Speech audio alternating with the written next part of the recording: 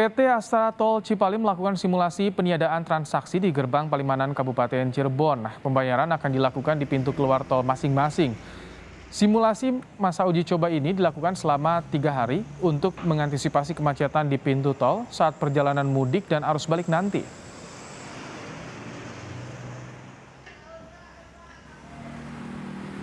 Dan saudara, jika terjadi kepadatan pada puncak mudik di pekan depan, jalur tol Cipularang akan diberlakukan one way atau satu arah. Nantinya kendaraan dari arah Bandung akan diminta keluar tol masuk ke jalur arteri.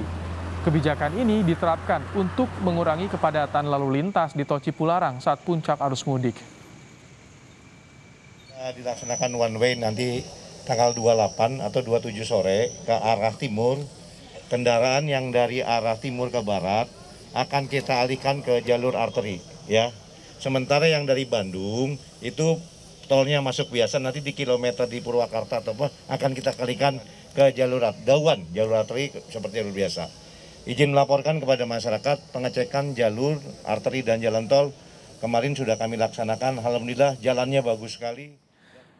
Intervensi rekayasa lalu lintas dan pembatasan kendaraan saat puncak arus mudik akan diberlakukan oleh Korlantas Polri untuk bisa mengurangi kepadatan di ruas tol.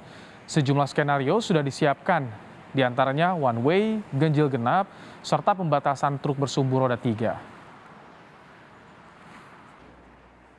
Ya, dengan diskresi kepolisian, kita mencoba mengusulkan menambah satu ruas jalan dengan kontraflow yang biasa kita laksanakan pada saat weekend. Tapi lagi-lagi ini angkanya masih di sekitaran 1,6. Artinya tidak signifikan, masih di atas 1. Kami mencoba menambah 2 sampai ke 3 lajur. Kalau sudah semua lajur dipakai itu artinya one way. Jadi penting intervensi ini harus kami ambil dan ini menjadi alasan satu-satunya kepada masyarakat. Ya, bukan. Selanjutnya kami ajak Anda langsung menuju ke Bandara Soekarno-Hatta Tangerang, Banten untuk melihat sejauh mana keberangkatan para pemudik yang memilih berangkat lebih awal. Ada jurnalis Kompas TV, Dipo Nurbahagia. Selamat petang, Dipo. Berapa persen, Dipo, keberangkatan para pemudik dari Bandara Soekarno-Hatta di sore hari ini? Ya, selamat petang Ibrahim dan juga saudara. Secara persentase tentu hal ini masih terus dihitung oleh pihak dari Bandara Soekarno-Hatta karena jika kita melihat pada angka realnya dari jumlah calon penumpang ini cukup mudah dilihat. Jika pada hari kemarin calon penumpang ini dapat menyentuh angka 92.000 yang melakukan aktivitas mudik di tahun ini melalui Bandara Soekarno-Hatta, tetapi pada hari ini diprediksi angka tersebut naik ataupun menyentuh angka 100.000 calon penumpang yang akan mudik melalui Bandara Soekarno-Hatta ke sejumlah daerah, baik itu di Pulau Jawa maupun Pulau Sumatera. Hal ini juga cukup terlihat, Ibrahim dan juga saudara, dari suasana yang kemudian ada khususnya di Terminal 3 Bandara Soekarno-Hatta, karena kalau kami pantau memang di sejumlah loket ini sudah cukup terlihat adanya calon penumpang, begitupun halnya di bagian drop off dari Terminal 3 Bandara Soekarno-Hatta ini cukup ataupun mungkin sangat berbeda jika dibandingkan dengan hari-hari biasa yang cukup lengang, tetapi untuk sore hari ini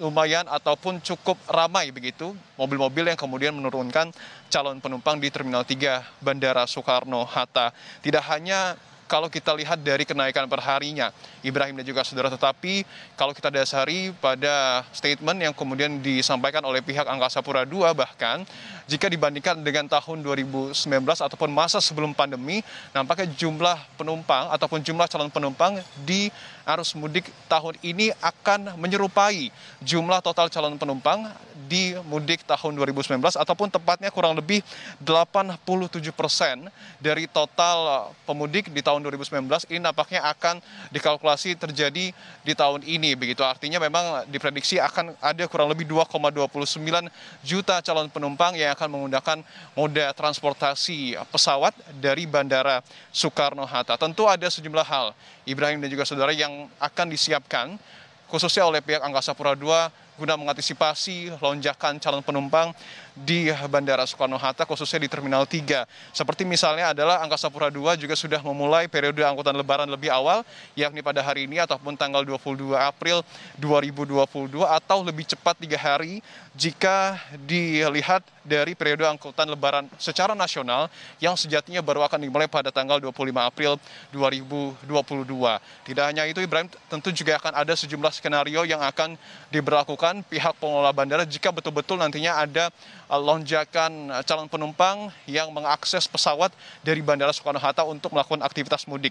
Seperti misalnya adalah sejumlah maskapai juga sudah menyiapkan skenario adanya extra flight ataupun penambahan jumlah penerbangan perharinya untuk kemudian memfasilitasi para masyarakat yang hendak melakukan mudik dengan menggunakan transportasi pesawat. Tidak hanya itu, ada juga wacana dari pihak pengelola bandara yang akan memperpanjang jam operasional bandara. Tentu ini juga jika melihat apakah kemudian nanti ada penambahan ataupun lonjakan yang signifikan dari jumlah calon penumpang di Bandara Soekarno-Hatta. Dan yang paling memungkinkan juga pihak dari Bandara Soekarno-Hatta ini akan mengaktifkan subterminal 1B jika jumlah penumpang perharinya ini menyentuh angka 150.000 penumpang secara stabil dalam beberapa hari.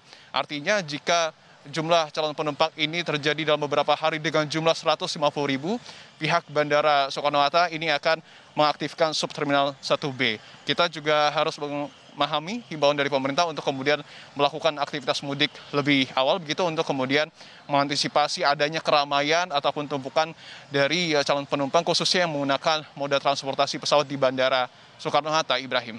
Baik, terima kasih Dipo Nurbahagia untuk laporan Anda langsung dari Bandara Soekarno-Hatta, Tangerang, Banten.